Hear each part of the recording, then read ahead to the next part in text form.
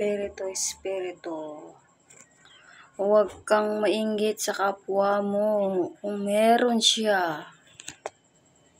Kung nabibili ng lahat. Kung ikaw hindi mo naman kaya, huwag mo nang kakayanin.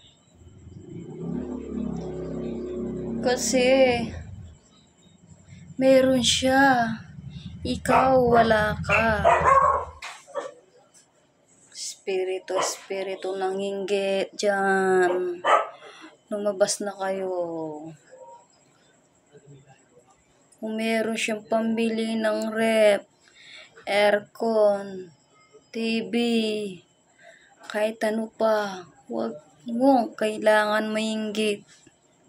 Kasi, nangutang lang. Binili ng lahat, umutang lang.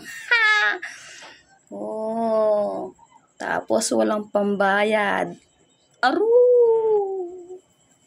Espiritu ng inggit. Nainggit nga. Inutang pala. Ikaw naman, inggit.